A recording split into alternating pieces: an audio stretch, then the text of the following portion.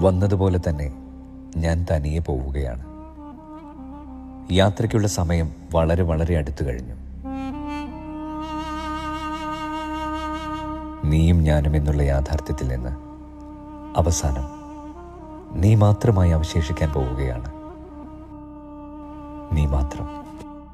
മലയാളത്തിൻ്റെ പ്രിയ എഴുത്തുകാരനും നോവലിസ്റ്റും കഥാകൃത്തുമായ ബേപ്പൂർ സുൽത്താൻ എന്ന അപരനാമത്തിൽ അറിയപ്പെടുന്ന മലയാളികളുടെ സ്വന്തം വൈക്കം മുഹമ്മദ് ബഷീർ ഓർമ്മയായിട്ട് 31 വർഷം. നർമ്മവും വിമർശനവും കലർന്ന ശൈലിയിൽ ബഷീർ കുറിച്ചിട്ട ഓരോ കൃതിയും മലയാളത്തിലെ വിസ്മയങ്ങളായി മാറി. ലേഖനവും പാത്തുമ്മയുടെ ആടും ഇമ്മിണി ഭല്ലിയവൊന്നും വിശ്വവിഖ്യാതമായ മൂക്കുമെല്ലാം മലയാളിക്ക് ഒരു വ്യത്യസ്തമായ വായനാനുഭവം തന്നെയായിരുന്നു.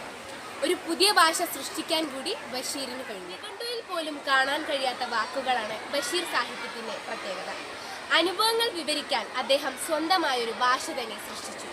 ഇമ്മിണി ബല്യൊന്ന്, ലൊടുക്കൂസ്, ബടുക്കൂസ്, ഉമ്മിണീഷ, ബുദ്ധൂസ് തുടങ്ങി വിവിധ പദങ്ങളും പ്രയോഗങ്ങളും ബഷീർ മലയാളത്തിന് സമ്മാനിച്ചു. സമൂഹത്തിന് നേരെയുള്ള വിമർശനം നിറഞ്ഞ ചോദ്യങ്ങൾ അദ്ദേഹം ഹാസ്യത്തിൽ ഒളിപ്പിച്ചു വെച്ചു. അനുഭവങ്ങളുടെ തീവ്രത അദ്ദേഹത്തിൻ്റെ കൃതികളെ അനശ്വരമാക്കി. ചിന്തയും ഒരുമിച്ച് തൂലികയിൽ ജനിപ്പിച്ച ബേപ്പൂർ സുൽത്താൻ്റെ ഓർമ്മകളിലാണ് ഇന്ന് മലയാള സാഹിത്യത്തിൽ പകരം വയ്ക്കാനില്ലാത്ത എഴുത്തിൻ്റെ വാക്കുകളുടെയും മാന്ത്രികനാണ് വൈക്കം മുഹമ്മദ് ബഷീർ. സാധാരണക്കാരൻ്റെ ഭാഷയിൽ സാധാരണക്കാരൻ്റെ കഥ പറഞ്ഞപ്പോൾ അത് കാലാതീവർത്തിയായി. ബഷീർ ലോകത്തിന് നൽകിയ സംഭാവനകൾ. 1943 ഇറങ്ങിയ പ്രേമലേഖനമായിരുന്നു അദ്ദേഹത്തിന്റെ ബാല്യകാല സഖിയും ദുഃഖൂപാകരാണ് ഉണ്ടായിരുന്നു. ആനവാലിയും പൊൻകുരിശും, പാത്തുമ്മയുടെ ആട്, മതിലുകൾ, ഭൂമിയുടെ അവകാശികൾ, ശബ്ദങ്ങൾ.